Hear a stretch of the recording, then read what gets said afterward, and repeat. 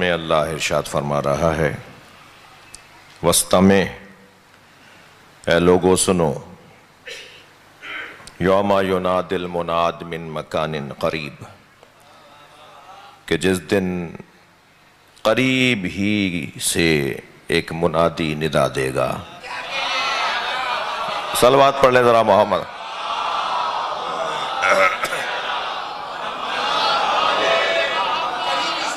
قریب ہی سے ایک منادی ندا دے گا، یوم یسمعون الصیحۃ بالحق، وہ دن کہ جب آواز کو سنیں گے جو حق ہوگی۔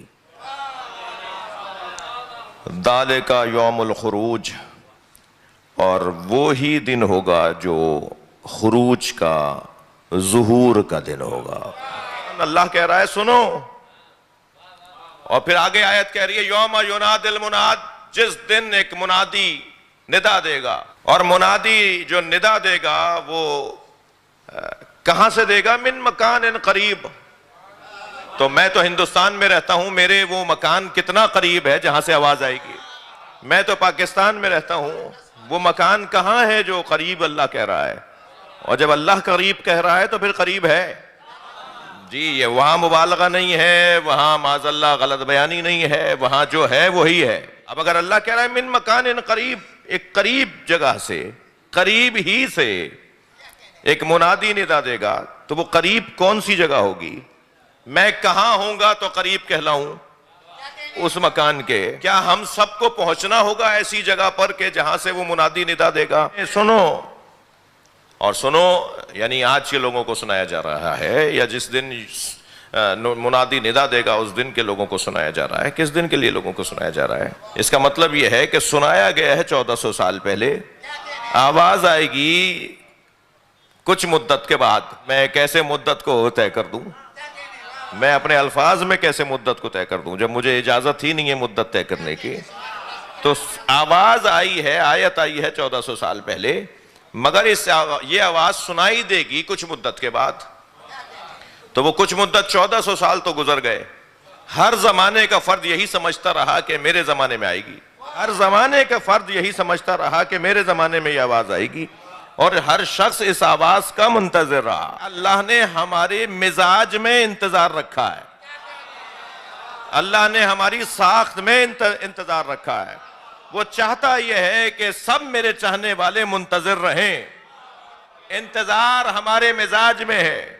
یہ اور بات ہے کچھ ناممکن کے منتظر ہیں اور کچھ ممکن کے منتظر ہیں۔ مجھے ان لوگوں سے بھی کچھ پیار ہے کہ جو کہتے ہیں کہ قیامت میں اللہ نظر آئے گا۔ پیار اس لیے ہے کہ مزاج میں ان کے بھی انتظار ہے۔ فرق اتنا ہے وہ ناممکن کے منتظر ہیں، ہم ممکن کے منتظر ہیں۔ صلوات پڑھیں محمد و آلہ۔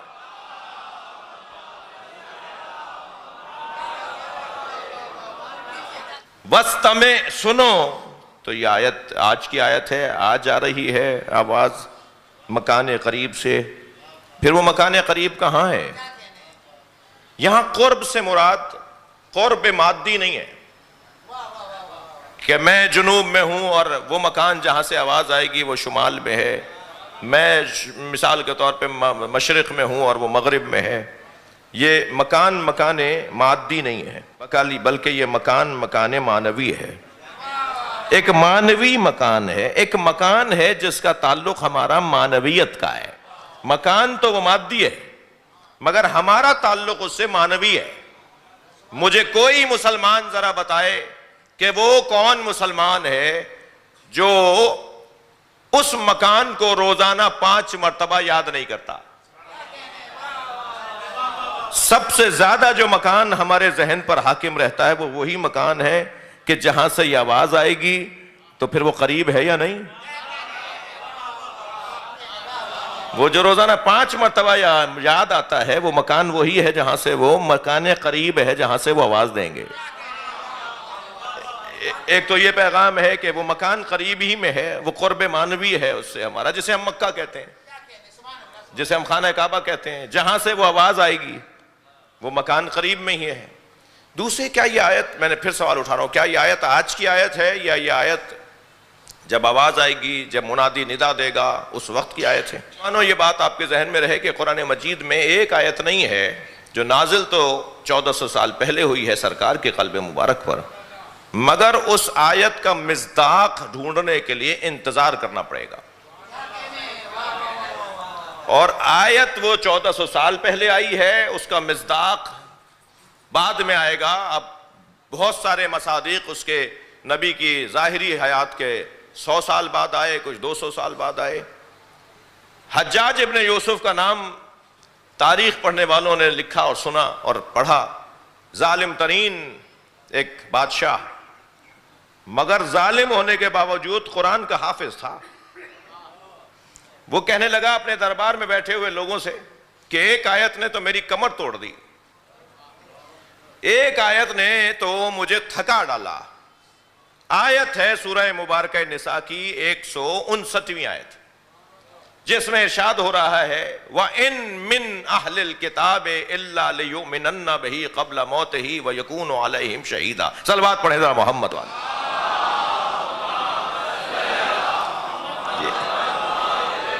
کوئی اہل کتاب نہیں ہے مگر یہ کہ وہ مرنے سے پہلے مومن ہو جائے گا اور اس کے ایمان پر گواہ بھی موجود ہوگا۔ کہنے لگا روزانہ عیسائی مر رہے ہیں، روزانہ یہودی مر رہے ہیں، اور قرآن یہ کہہ رہا ہے کہ کوئی اہل کتاب نہیں ہے مگر یہ کہ مرنے سے پہلے وہ مومن ہو جائے گا، تو یہ تو مومن نہیں ہو رہے۔ قرآن کہہ رہا ہے یہ مومن ہو کے مریں گے اور یہ تو مومن نہیں ہو رہے۔ تو کیونکہ اپنے مزاج کا بادشاہ تھا، کہنے لگا اب میں نے یہ طے کیا ہے کہ سارے مسیحیوں کی گردنیں کاٹ دوں، یہودیوں کی کھوپڑیاں اڑا دوں، اس لیے کہ یہ مرنے سے پہلے مومن نہیں ہو رہے اور قرآن کہہ رہا ہے یہ مرنے سے پہلے مومن ہوں گے۔ تو دربار میں بیٹھے ہوئے ایک شخص نے کہا کہ حضور اگر جان کی امان ہو تو کچھ عرض کروں، کہو کہ یہ فیصلہ صادر نہ فرمائیے گا کہ سب کو مار دیا جائے، اس لیے کہ یہ آیت تو آخری زمانے کی آیت ہے۔ تو ایک مرتبہ سنبھل کے بیٹھا اور کہنے لگا یہ کیا مطلب آخری زمانے کی آیت ہے؟ کہنے لگا حضور یہ آیت تو اس زمانے کی آیت ہے جب حضرت مہدی ظہور کریں گے اور حضرت عیسیٰ ان کے پیچھے نماز پڑھیں گے، اور جب حضرت عیسیٰ ان کے پیچھے نماز پڑھیں گے تو سارے مسیحی مومن ہو جائیں گے، سارے یہودی مومن ہو جائیں گے۔ تو ایک مرتبہ کہنے لگا کہ یہ بات لائے کہاں سے ہو؟ کہا اب یہ بتانے کے لیے کہ بات میں کہاں سے لائے ہوں، مجھے اور امان چاہیے، یہ مجھے امان چاہیے کہ آپ مجھے ماریں گے نہیں۔ کہا نہیں میں نہیں ماروں گا، کہ یہ محمد باقر نے بتایا ہے۔ بات پڑھ لیں محمد وآل محمد پر۔ آخری زمانے میں جب حضرت مہدی کا ظہور ہوگا تو حضرت عیسیٰ ان کے پیچھے نماز پڑھیں گے۔ وہ جو آواز دے گا ایک منادی، وہ کہاں سے دے گا؟ وہ خانہ کعبہ کی چھت سے دے گا۔ تھوڑا سا ذرا توجہ بڑھائیں گے۔ خانہ کعبہ کی چھت پہ کھڑے ہو کر امام مہدی آواز دیں گے اور اپنا اصلی نام ولدیت کے ساتھ بتائیں گے اور فرمائیں گے کہ میں کون ہوں، میرے بابا کون ہے۔ حضرت کی جو آواز ہے نا، دنیا کے اس کونے والے بھی ایسے ہی سنیں گے جیسے برابر میں بیٹھنے والا سن رہا ہو۔ وہ جو خانہ کعبہ کی چھت سے حضرت اعلان کریں گے، اپنا نام بھی بتائیں گے اور اپنی ولدیت بھی بتائیں گے، اور پھر جب خانہ کعبہ کی چھت سے اتر کر آئیں گے تو پھر حضرت کعبے کی دیوار سے کھڑے ہو کر ایک خطبہ دیں گے، اور وہ خطبہ میرے مولا کا پوری دنیا سنے گی، اور خطبہ ختم ہوگا اذان کے کچھ لمحوں قبل، اور جب اذان کہی جائے گی تو پھر مصلی لگے گا جس پر امام آمادہ ہوں گے قدم رکھنے کے لیے، کہ اچانک دو حسین اور جمیل فرشتوں کے پروں پر بیٹھ کر حضرت عیسیٰ آئیں گے، اور خانہ کعبہ میں موجود ساری دنیا امام حضرت عیسیٰ کی زیارت کریں گے۔ حضرت عیسیٰ آئیں گے اور پھر حضرت عیسیٰ کو دیکھ کر امام مہدی ان سے بغل گیر ہوں گے، معانقہ کریں گے، مصافحہ کریں گے، اور پھر حضرت امام مہدی حضرت عیسیٰ سے کہیں گے آپ مصلی کی طرف آئیں، اور فرمائیں گے یا ابن مریم یہ مصلی آپ کے لیے تیار ہے۔ تو امام مہدی سے حضرت عیسیٰ کہیں گے یا ابن زہرا یہ آپ کی ملکیت ہے۔ حضرت عیسیٰ امام زمانہ کے پیچھے نماز پڑھ کر نبی کے امتی ہونے کا اعلان کریں گے۔ جی نبی کے امتی ہونے کا اعلان ہوگا، نماز پڑھیں گے شریعت محمدیہ. صلوات پڑھ لیں محمد و آل محمد.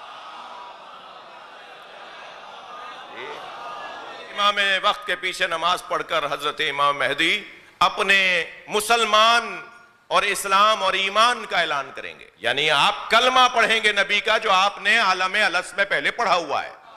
ہاں میں مزاجوں کو بھی جانتا ہوں. صلوات پڑھیں ذرا محمد و آل محمد. بھائی قرآن مجید میں حضرت عیسیٰ کا نبی کا کلمہ پڑھنا موجود ہے. وَمُبَشِّرًا بِرَسُولٍ يَأْتِي مِن بَعْدِي اسْمُهُ احمد. میں ایک رسول کی بشارت دیتا ہوں جو میرے بعد آئے گا, اس کا نام احمد ہے. نبی کا نام تو احمد نہیں محمد ہے, مگر قرآن میں حضرت عیسیٰ نے نبی کا نام احمد لیا ہے, اس لیے کہ سُمِّيَ فِي السَّمَاءِ احمد وفی الارضین محمد. مجھے آسمانوں میں احمد پکارا جاتا ہے, زمین پہ محمد. تو عیسیٰ تو آسمان والے احمد کو جانتے تھے. صلوات پڑھیں محمد و آل محمد.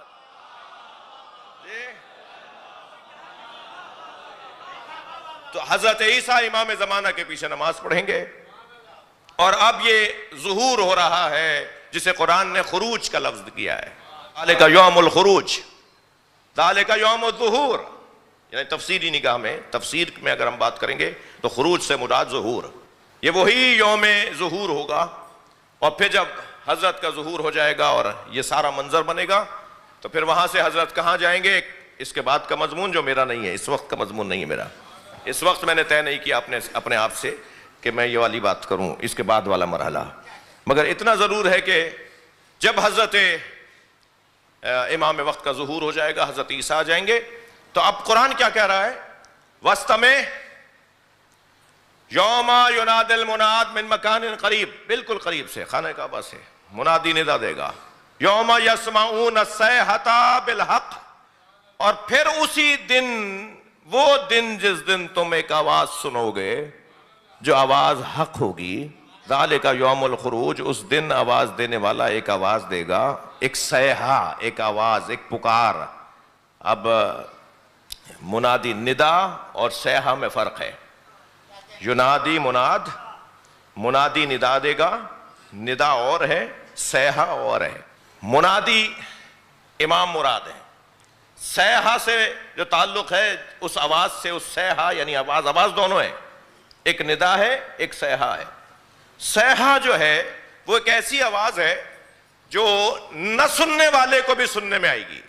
یعنی دوسرے الفاظ میں اگر ہم کہیں کہ دل دہلانے والی آواز, جھنجھوڑنے والی آواز, ہوشیار کرنے والی آواز, جسے اگر میں اپنے الفاظ میں کہوں تو اسمع فہم کی آواز. جیسے ہم اپنے مردوں کو اسمع فہم کہتے ہیں, یہ پوری دنیا کو اسمع فہم کہنے والی آواز. سمجھو یہاں میرے مولا امام محمد باقر فرماتے ہیں, میرے مولا فرماتے ہیں الصیحۃ صیحتان. وہ جو اس دن آواز آئے گی صیحہ, جس سے مراد, جس کو صیحہ کہا ہے, وہ دو آوازیں ہوں گی. صیحتان, دو طرح کی آوازیں ہوں گی. صیحۃ الجبریل و صیحۃ الابلیس. ایک آواز ہوگی جو جبریل کی ہوگی. بھائی ذرا سنبھل کے بیٹھیے گا, میں کچھ کہنے جا رہا ہوں. ایک آواز جبریل کی ہوگی اور ایک آواز ابلیس کی ہوگی. صیحۃ الجبریل وہوا من اول الیوم. وہ جو جبریل کی آواز ہوگی وہ صبح کے وقت ہوگی. امام کے ظہور کے دن کا منظر بنا رہا ہوں جو قرآن نے بیان کیا ہے. وہ جو جبریل کی آواز ہوگی وہ صبح کے وقت ہوگی. وہ ابلیس کی آواز جو ہوگی من آخر الیوم, وہ شام کے وقت میں ہوگی.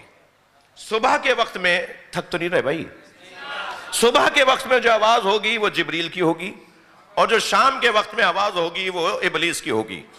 اب جبریل کی آواز کیا ہوگی اور ابلیس کی آواز کیا ہوگی؟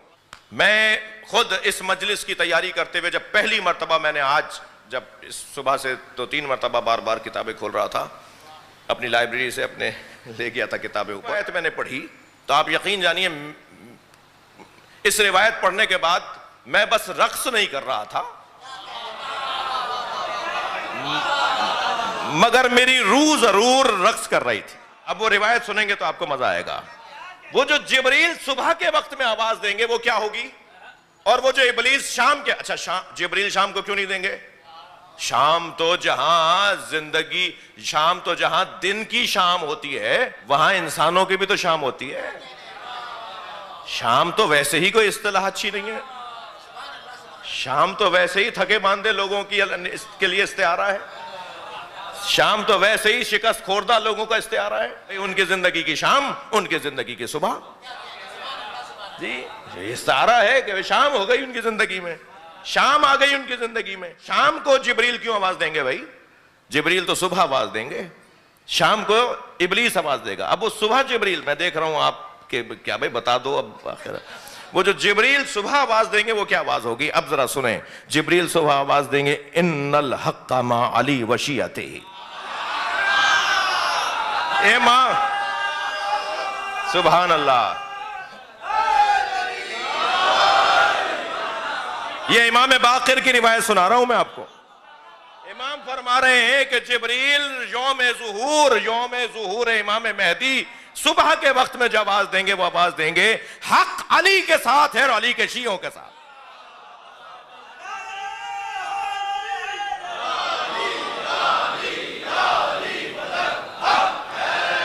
حق علی کے ساتھ. جبریل امی، بھائی میں نے تو بہت لطف لیا جب یہ روایت پڑھی ہے کہ امام کے ظہور کے دن صبح کے وقت میں علی علی ہوگا. کرو نا میرے ساتھ، تھوڑا سا توجہ بڑھائیں. جو 1400 سال سے علی کے نام پہ پریشانیاں اٹھا رہے ہیں، دکھ اٹھا رہے ہیں، جنازے اٹھا رہے ہیں، دھماکے سہ رہے ہیں، میتیں اٹھا رہے ہیں، جو 1400 سال سے زندانوں میں رہے، قید خانوں میں رہے، ان کو اس سے بڑھ کر اور کیا بشارت ہوگی کہ جب امام ظہور کریں گے تو علی علی ہوگا.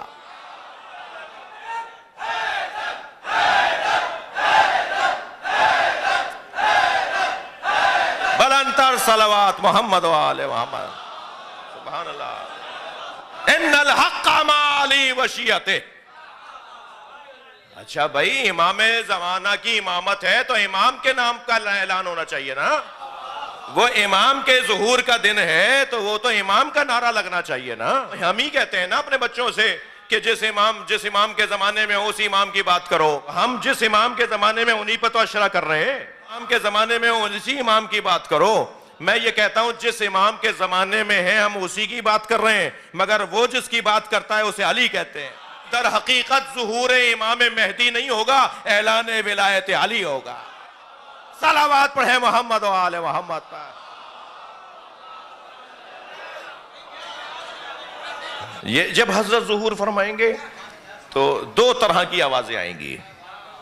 ایک الصیحۃ و صیحتان، میرے مولا باقر فرما رہے ہیں. وہ آوازیں آئیں گی بھائی، صیحۃ الجبریل، صیحۃ الابلیس. جی صیحۃ الجبریل و صیحۃ الابلیس. جبریل کی آواز یہ ہوگی ان الحق مع علی و شیعتہ. حق علی اور علی کے شیعوں کے ساتھ ہے. اور شام کے وقت میں جب سب کچھ گزر چکا ہوگا سفیانیوں پہ شام آ جائے گی. ارے کیا ہو گیا بھائی؟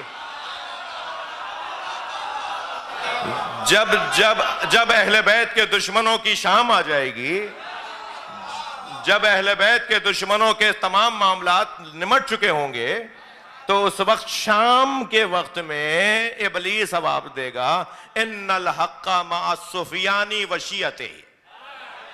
حق سفیانی کے ساتھ اور اس کے شیعوں کے ساتھ ہے. اب میں کچھ چیزوں کے بارے میں یقین رکھتا ہوں کہ اس میں حکمت ہے. جس سے میری فاطمہ ناراض اس سے اللہ ناراض. یہ بی بی کے لیے ہی کیوں نبی نے کہا؟ کچھ ہونا تھا. اور امام کے مقابل میں آنے والی طاقت کو سنی شیعہ نے سفیانی کیوں لکھا؟ بھائی اس سے زیادہ بولوں گا تو کچھ اور ہو جائے گا. جو امام وقت کے سامنے جو لشکر آئے گا، جو سردار آئے گا، جس کا لشکر آئے گا، اس سردار کا نام سفیانی کیوں ہے؟ کوئی حکمت تو ہے. اس لیے کہ اسلام کا تعلق تاریخ میں ہے. لہذا دونوں آوازیں پوری دنیا کو سنائی دی جائیں گی اور سب کو پتہ چل جائے گا کہ کون حق پر ہے۔ میں نے تو بھائی بڑا اس کا لطف لیا کہ امامت کا آغاز ہو رہا ہے امام زمانہ کا، ظہور ہو رہا ہے امام زمانہ کا، اور اعلان ہو رہا ہے علی کی ولایت کا۔ یعنی اگر میں یوں کہہ دوں کہ تمام ائمہ نے جو مشقتیں، زحمتیں، قربانیاں، جو مصیبتیں برداشت کی، وہ ولایت علی کے لیے تو کی ہیں، اور جب سارے ائمہ نے ولایت علی کے لیے زحمتیں اٹھائی ہیں تو آخری جس کے ذریعے ولایت علی نافذ ہوگی تو اسی کے زمانے میں خانہ کعبہ سے آواز دی جائے گی کہ حق علی اور علی کے شیعوں کے ساتھ۔ جی وہ وقت دور نہیں ہے، وہ وقت قریب ہے۔